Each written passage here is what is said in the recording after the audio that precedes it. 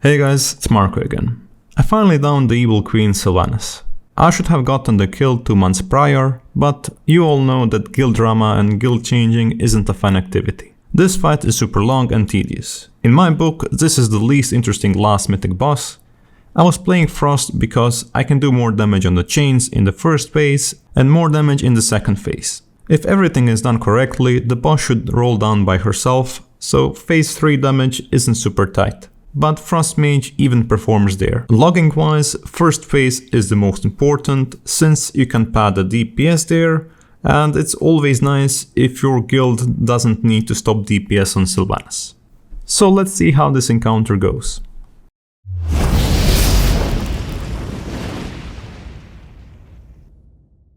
Just make sure I'm running the usual talents together with a Freezing Wind's legendary, and at the start of the fight I'm not gonna use my Frozen Orb because we don't need the solo target damage. I'm saving my Frozen Orb to hit the chains immediately. But you can always use Mirrors of Torment together with Frozen Orb at start, because that's the most optimal way to do it DPS wise, because you're gonna get your Frozen Orb cooldown back from the chains. And again, try to not take unneeded damage if you want.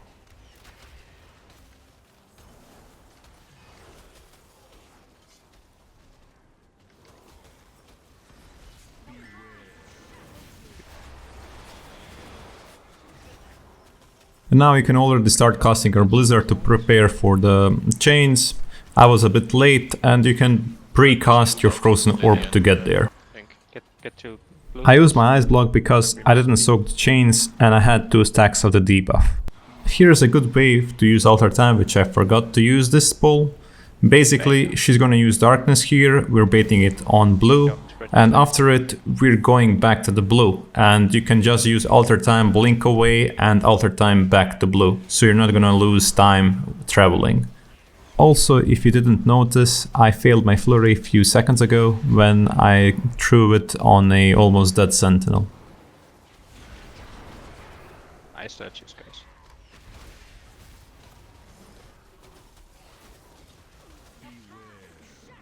I was waiting with my Rune of Power and Frozen Orb for the chains. These are gonna be a bit nasty, and my Frozen Orb lands perfectly there, so as soon as they spawned, my Frozen Orb came there. And now I have to use the Demonic Gateway.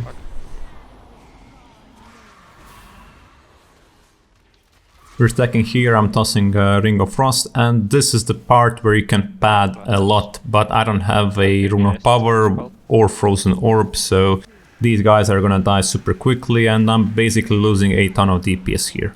When did you normally call stop the one? It's like 55. 5.5. I was getting a bit low, so I tossed my Ice Barrier, and we're gonna stop the DPS quite soon. Right, stop Like DPS and res a Gribble. Stop and res. Don't take it yet, Agrippa. Don't take it yet. Just wait until this is over. Yeah, I know. Gribble, can you pop, Pascal? For the next set of chains, I'm just gonna use my Rune of Power together with Blizzard.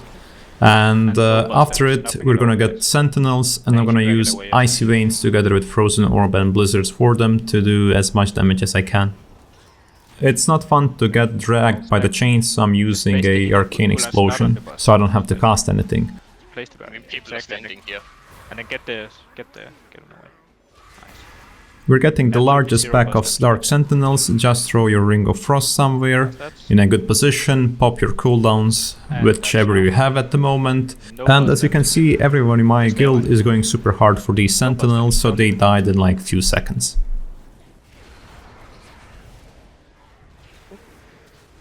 Don't touch it. I throw 1 Ice Lance to the boss because we want to push her now. I refuse to use the Demonic Gateway because you can always use Blink now, it doesn't really Watch matter. out for the pink spoilie. Now there are gonna be a ton of chains. The middle ones are the most dense ones, and there's gonna be like 8 of them, and all the other sides have 4. So ideally you want to throw your Blizzard and Frozen Orb to the middle, and then after you're done with the middle, go to the furthest chains and DPS them. And now we have a super boring part of the fight where nothing happens for like 20-ish seconds, so I'm just gonna skip. Now for the stage 2, your DPS is gonna depend where are you going. Ideally as a Frost Mage you want to go where there are more ads. Just look at your... So first I'm going to the right. And I'm trying to dodge the Haunting Wave as best as I can. Now I just pop all of my cooldowns for the Summoner and just do your normal AoE rotation. Also, I forgot to use my Mirrors of Torment on the Summoner, so I do even more damage on him. And whenever you can do Blizzard on 2 mobs, I'd recommend that you use it. And then stop. Get it Molo, guys. Just kill and 0. That's fine. While you're getting a new bridge, you can always DPS the little ads.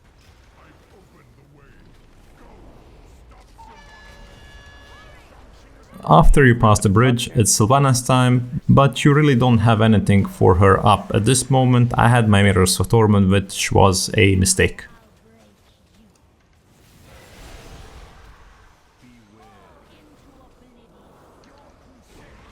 First she does the Haunting Wave, and after this we have to stack for the Darkness.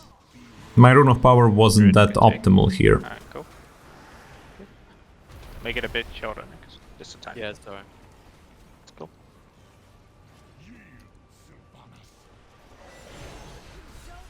She's doing another Haunting Wave. After it, she's soon gonna become immune to damage, or she's gonna take 99% less damage. So rather focus on staying alive, use your Barrier, Arcane Intellect, whatever you got. And range, try to be max range. And then after first wave.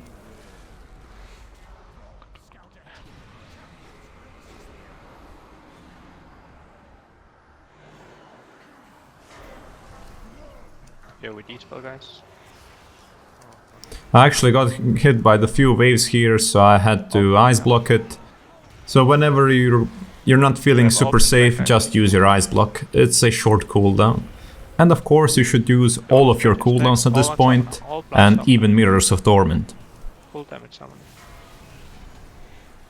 Good. Oh, you're killing a little... That's pretty fine, right? The Summoner is down and we survived this part as well. Speed on this side. You have Now we're gonna have one more bridge and we're just gonna DPS the Sylvanas and the phase 3 is gonna begin. So again here you want to do as much solo target damage as you can, but I suggest that you don't use Mirrors of Torment here and pair it up with Icy Veins in the 3rd phase. So I'm kinda pushing my own mistake since the start of the phase 2. And bang the fuck bus. Make sure these ads don't kill anyone.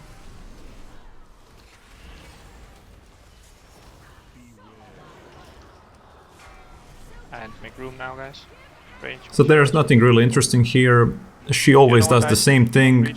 She does a Haunting Wave, then Darkness, etc. And now the boss is immune, so you can pad the little ads just a bit. Don't die to them. They sometimes can kill you, so watch out. And now you should get your global in. Bam, 1 Ice Lance. We're good, big DPS. For my calls and live for tank calls. And remember your spot.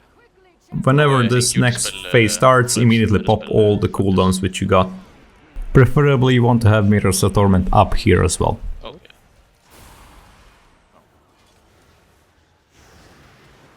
I'm immediately staying on my Darkness Soak place. Do bear in mind, whenever she's untargetable, you should cast Blizzard on the spot where she's gonna spawn. And I was still inexperienced with this fight, and I knew that I had to do it, but I completely forgot about doing it. Watch out for these puddles, guys. Good. It's gonna be my speed going over and go on 0. Go on 0. Good. Remember, 3rd guy jumps twice. And now I could have casted a Blizzard in the middle and she would take damage. And that would reduce the cooldown of my Icy Veins. Rest move to your spots. Yes, it's knives. Stand still with knives, please. Good, go to your spots for Scream. And then it's Veil in 5, you can do like 1 global and get back. Veil now, get your spots. This fight is basically Good, rinse and they're on repeat. I'm just looking at now. I'm just looking at my timers and they tell me what I have to do. I did a mistake here. My Icy Veins is going to come off cooldown and I didn't use it immediately because I was thinking that this platform is soon gonna be over, but that was a complete miss. What? What? I'm so sorry, bro. Alright. We had a situation here, we had a stack while she was doing the Banshee's Fury, and that's never nice. And as you can see, this was quite of a long phase without me having to do a single mechanic, so definitely Icy Veins would be great here. Be a bit stacked here. Good. And next mechanic is Veil. Then trust your healers, of course. For the Banshee's Fury, they're usually gonna have a lot of defensives up, so you don't need to use your defensives. And whenever it's called for you to use your defensives, just use them. That's the safest way to play with your defensives. So you shouldn't really worry about casting Ice Barriers or Arcane Intellects, just listen to your healers. It's their job to keep you alive, and it's your job to do the DPS, so don't overthink your defensive cooldowns. Immediately at the start of the next platform, I popped my Icy Veins, which was 1 minute too late, and I should have already had my next Icy Veins. And for the knives, the most important part is that you don't hit any other target with the knives. Other players should dodge you.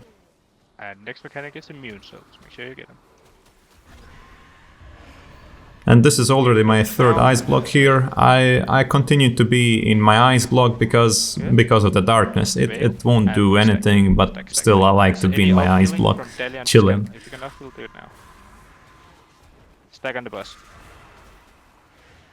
Good, dodge these pulls. Dodging these pulls is really important. Good, and we stack in the middle of the room. Tanks cleared. Stack in the middle of the room. And now you just listen for tank pulse.